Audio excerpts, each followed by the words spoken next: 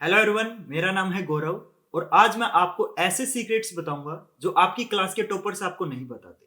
मैं खुद एक टॉपर हूं और ये जो सीक्रेट्स है ना, ये मेरे को टॉपर बनने के बाद पता चले। और जब मैं टॉपर से ये चीजें पूछता था कि यार तुम ऐसा क्या करते हो जो तुम क्लास के टॉपर हो, तुम्हारे इतने अच्छे अच्छे नंबर आते हैं, तो वो कभी भी नहीं बताते थे। क्यों नहीं बताएंगे? सिंपल सी बात है, अगर वो मुझे अपने सीक्रेट्स बता देंगे तो मैं उनका कॉम्पिटिशन बन जाऊंगा, इसलिए नहीं बताते थे। और आपके पेरेंट्स जरूर चाहते होंगे कि आप भी टॉपर बनो, आप भी अच्छा रिजल्ट लेके आओ, अच्छे मार्क्स लेके आओ। तो आज वो सीक्रेट्स मैं बताने वाला हूँ और मैं गारंटी देता हूँ अगर आप उन सीक्रेट्स को अपनी लाइफ में इंप्लीमेंट करोगे ना, तो ना कि आपका रिजल्ट इंप्रूव होगा, आपकी लाइफ में भी बहुत अच्छी ग्रोथ होगी। मैं आपको गारंटी देता हूँ। तो आज हम वही सीक्रेट्स डिस्कस करेंगे और वीडियो को एंड तक देखना, क्योंकि लास्ट में मैं आपको एक ऐसी चीज बताने वाला हूँ जो श्योर शॉट है, पूरी गारंटी के साथ आपका जो रिजल्ट है ना वो 10% इंप्रूव हो जाएगा, सिर्फ वो अकेली एक ऐसी चीज इंप्लीमेंट करने से। तो वीडियो को प्लीज एंड तक देखना। और वीडियो के स्टार्टिंग में ही मैं थोड़ा सा बता देता हूँ, लाइक शेयर सब्सक्राइब कर देना, क्योंकि अब मैं जो जो चीजें बताना चाहता हूँ उनमें मैं नहीं चाहता कि उनमें आपको डिस्टरबेंस हो। तो पहले ही मैंने बता दिया, लाइक शेयर सब्सक्राइब सब कुछ कर देना, ठीक है? क्योंकि मैं इसी टाइप की वीडियोस बनाता रहता हूँ। तो चलिए फिर स्टार्ट करते हैं उन सीक्रेट्स को। तो सबको पता है, एक होता है स्मार्ट वर्क, एक होता है हार्ड वर्क। देखो हार्ड वर्क क्या होता है? गधा भी मेहनत करता है, राइट? लेकिन शेर है ना, शेर बैठा रहता है पूरे दिन और जब उसको खाना मिलता है उसी टाइम वो शिकार करता है एंड तभी वो शिकार करके अपना फिर बैठ जाता है। उसे बोलते हैं स्मार्ट वर्क, क्योंकि जितना काम की जरूरत है उतना ही करेगा। लेकिन गधा पूरे दिन मेहनत करता है और उसको लास्ट में क्या मिलता है? कहते तो उसको गधा ही है, राइट? तो आपको हार्ड वर्क नहीं करना, आपको स्मार्ट वर्क करना है। अब देखो 20 दिन बचे आपके पेपर के, तो इस टाइम आपको क्या चीजें करनी चाहिए? कुछ बच्चे होंगे जो अभी भी लगे हुए होंगे एनसीईआरटी के क्वेश्चन बार बार करने में, लेकिन इस टाइम आपको सैंपल पेपर करनी चाहिए, राइट? क्योंकि पूरा साल था आपके पास एनसीईआरटी करने के लिए, तो आपने पूरे साल एनसीईआरटी ही की है। तो अब आपका टाइम आ चुका है, प्रैक्टिस पेपर्स करो, प्रीवियस ईयर क्वेश्चंस करो या सैंपल पेपर करो। तो स्मार्ट वर्क करना है, क्योंकि अभी टॉपर क्या कर रहे हैं? टॉपर आपके सैंपल पेपर सोल्व कर रहे होंगे और आप क्या कर रहे हो? आप एनसीईआरटी सोल्व कर रहे हो। तो ये एक फर्क है, एक एवरेज बच्चे में और एक टॉपर में। अब देखो, एवरेज बच्चे में और एक डफर बच्चे में जितना गैप होता है ना, उतना एक एवरेज और एक टॉपर में नहीं होता। डफर को एवरेज बनाना बहुत मुश्किल है, लेकिन एवरेज को टॉपर बनाना उतना ही आसान भी है। तो बस आपको ये जो चीजें है ना, जो स्मार्टनेस होती है, वो इंप्लीमेंट करनी है अपनी लाइफ के अंदर। तो आपको क्या करना चाहिए? आपको सैंपल पेपर करने चाहिए इस टाइम। क्लियर? ये चीज पता चली आपको? नेक्स्ट आता है लेवल अप योर सेल्फ। इसका मतलब क्या है? अब बहुत सारे ऐसे बच्चे होंगे जिन्होंने ना एनसीईआरटी बहुत अच्छे से कर ली होगी और वो ना सेटिस्फाई हो गए होंगे कि यार मेरे को एनसीईआरटी आती है, मैक्सिमम पेपर एनसीईआरटी में से आता है, 95 तो मेरे आ ही जाएंगे। तो ये आपकी मेंटेलिटी नहीं होनी चाहिए। अगर आपने एनसीईआरटी कर ली तो आप अपना लेवल इंप्रूव करो, आप एक लेवल और ऊपर जाओ। मतलब आपने एनसीईआरटी कर ली, आप आर एस अग्रवाल करो, आप आर डी शर्मा करो। क्लियर? तो आपको हमेशा लेवल अप करते जाना है। आपको ऐसे नहीं सोचना है कि यार मेरे इस लेवल पे आ चुका हूं, मेरे को बस 100 में से 95 चाहिए, बस मैं खुश हूं। ऐसी मेंटेलिटी आपकी नहीं होनी चाहिए। अगर आप 95 के स्टूडेंट हो तो आप ये सोचो कि मैं अब एक नंबर कैसे इंप्रूव करूं, 96 पे कैसे जाऊं, 97 पे कैसे जाऊं। ऐसी मेंटेलिटी होनी चाहिए आपकी। क्लियर? तो यही चीज होती है एक टॉपर में और एक एवरेज बच्चे में, बस यही फर्क होता है। तो आपको टॉपर बनना है तो आपको खुद को लेवल अप करते ही रहना पड़ेगा। नेक्स्ट है आपका प्रैक्टिस इज द की। बहुत सारे बच्चे होंगे जो जो है ना इस टाइम क्या सोच रहे होंगे कि यार मैं ना प्रैक्टिस नहीं करता हूं, और वो सबसे घटिया मेंटेलिटी है। मैथमेटिक्स जो एक ऐसा सब्जेक्ट है, साइंस ऐसा सब्जेक्ट है जो सिर्फ आपको प्रैक्टिस से ही आएगा। चाहे आप सोशल साइंस ले लो, चाहे हिंदी ले लो, वो सारे क्या स्टोरी बेस्ड चैप्टर है, चैप्टर नहीं सॉरी, स्टोरी बेस्ड सब्जेक्ट है। तो उनमें क्या होता है, आपने स्टोरी समझ ली, क्वेश्चन कर लो। लेकिन मैथमेटिक्स हो गया, साइंस के न्यूमेरिकल हो गए, ये सारे प्रैक्टिस बेस्ड है। जितनी ज्यादा प्रैक्टिस करोगे उतनी ही कम है, क्योंकि कितना भी कर लो प्रैक्टिस कभी खत्म नहीं होती। And practice makes a person perfect. बहुत सारे लोग बोलते हैं practice makes a man perfect, लेकिन लड़कियां भी तो परफेक्ट होती है ना।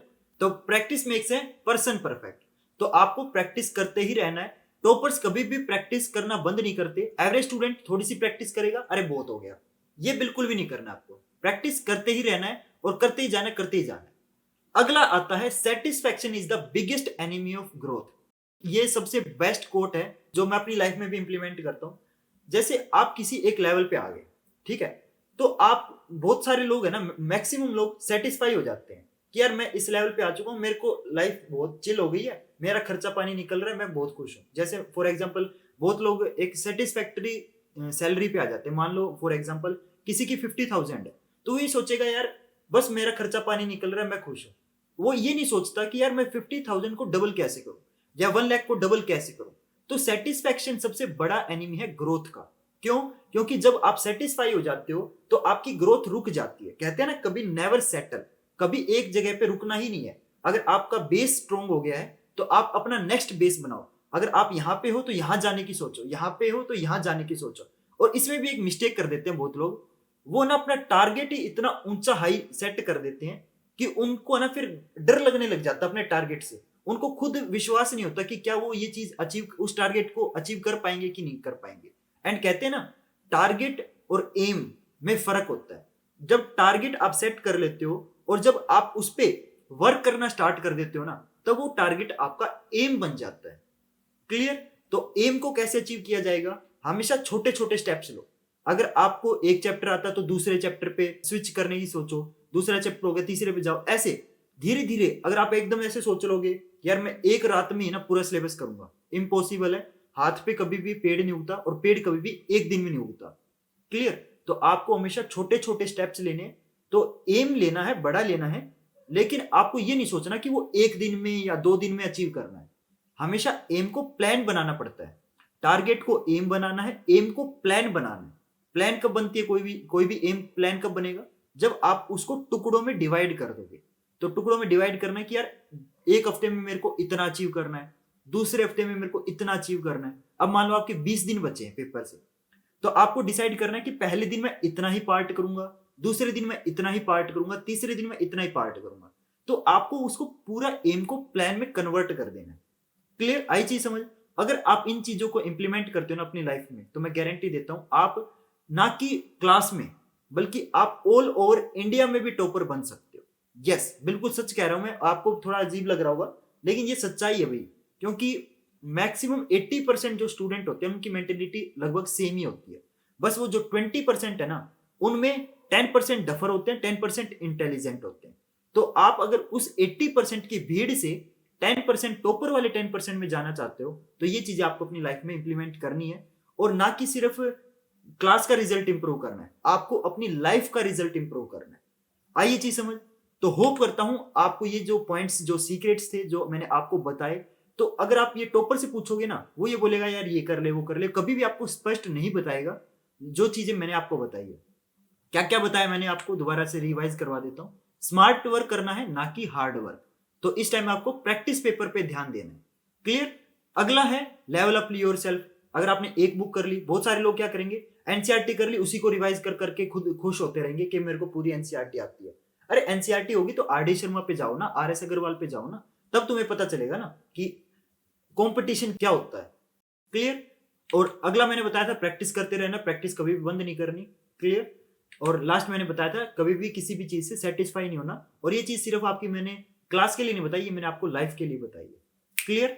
तो गाइज प्लीज सब्सक्राइब कर लेना इस चैनल को, और होप करता हूँ ये जो पॉइंट्स हैं ये आपको अपनी लाइफ में कहीं ना कहीं जरूर इंप्लीमेंट करोगे आप, और आपको इनसे बहुत ज्यादा बेनिफिट भी मिलने वाला है।